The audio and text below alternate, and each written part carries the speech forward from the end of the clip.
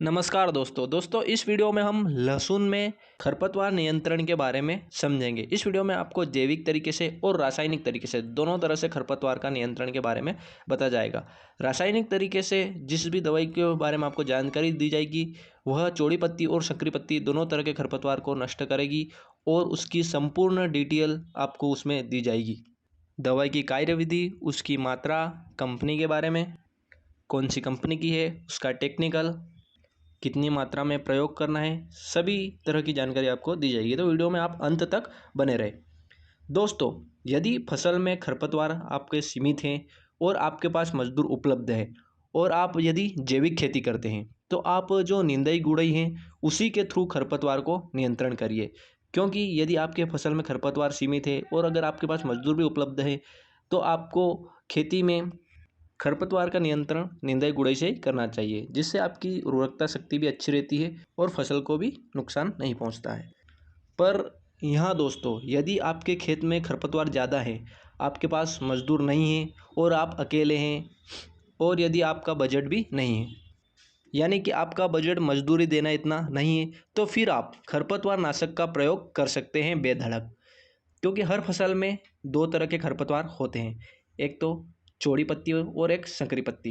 इस दोनों को अलग अलग दवाई उपयोग करके भी खत्म किया जा सकता है। टेक्निकल वही रहता है, बस दवाई अलग अलग होती हैं और कंपनियां अलग अलग हो सकती हैं।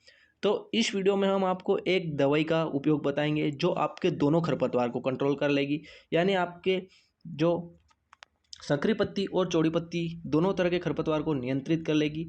और इसका हम मेन टेक्निकल पर ध्यान देंगे तो आपको दवाई की संपूर्ण जानकारी दी जाएगी। किन किन फसलों पर आपको उपयोग करना है, दवाई की मात्रा क्या है, मार्केट प्राइस क्या है, कौन कौन से खरपतवार को खत्म करती है, कब प्रयोग करना है, कंपनी नेम और टेक्निकल नेम। तो आप वीडियो पूरा देखें। दोस्तों, हम बात करने वाले हैं अडामा कंपनी के डेकेल हर्बिसाइड की, जिसका टेक्निकल नेम होता है प्रोपेक्विजाफोप 5% प्लस ऑक्सीफ्लोरोफेन 12% EC। यह इसका टेक्निकल नाम होता है, जो दूसरी अन्य कंपनियों में भी आपको देखने को मिल जाएगा। तो यह टेक्निकल दूसरी कंपनियों में भी देखने को तो आपको मिलेगा। कंपनी टेक्निकल नहीं बदल सकती, उसका नाम ही बदल सकती है केवल, वरना दुकानदार को कैसे पता चलेगा कि कौन सी दवाई क्या काम की है। तो दोस्तों, यह दवाई लहसुन की फसलें जब खरपतवार 3-4 पत्ती की अवस्था में होता है तभी प्रयोग करना है, वरना यदि खरपतवार ज़्यादा बड़ा हो गया तो फिर वह खत्म नहीं हो पाएगा।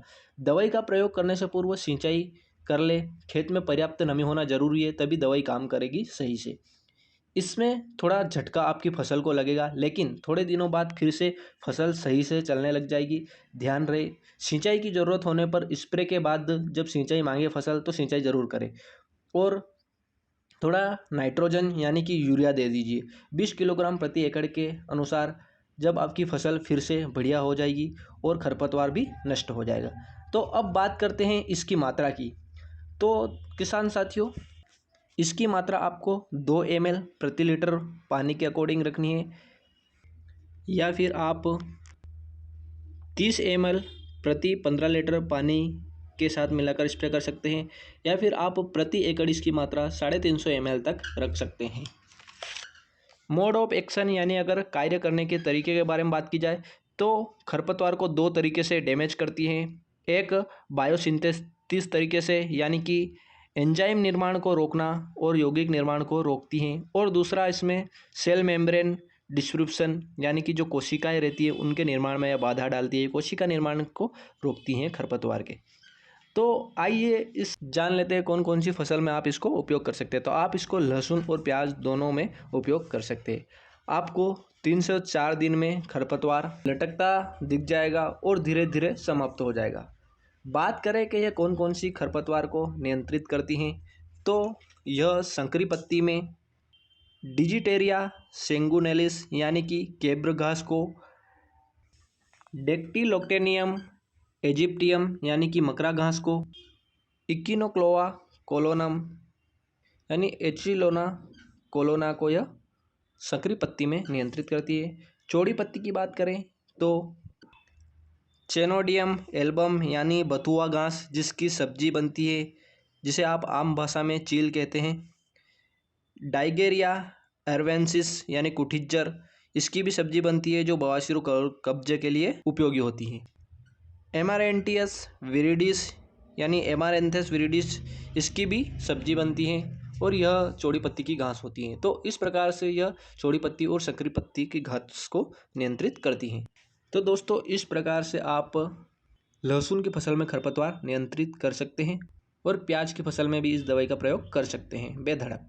दोस्तों ध्यान देने योग्य बातें ये हैं कि दवाई की मात्रा और खेत में नमी का आप अवश्य ध्यान रखें। सही मात्रा में ही दवाई का प्रयोग करें, न ज़्यादा न कम।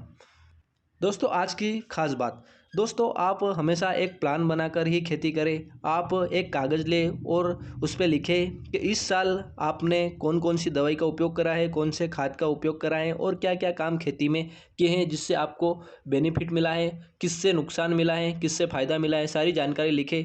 और अगले साल फिर से आप जिन चीज़ों से आपको फ़ायदा मिला है उसका प्रयोग करें और जिन चीज़ों से आपको नुकसान मिला है उससे बचें। तो आपका अनुभव ही आपको हमेशा सर्वश्रेष्ठ बनाएगा। मिलते हैं दोस्तों नेक्स्ट वीडियो में। अगर अच्छी लगी जानकारी तो वीडियो को लाइक कर दे, चैनल पर नए हो तो सब्सक्राइब कर दे। मिलते हैं रोचक जानकारी के साथ नेक्स्ट वीडियो में। जय जवान, जय किसान, जय हिंद, जय भारत।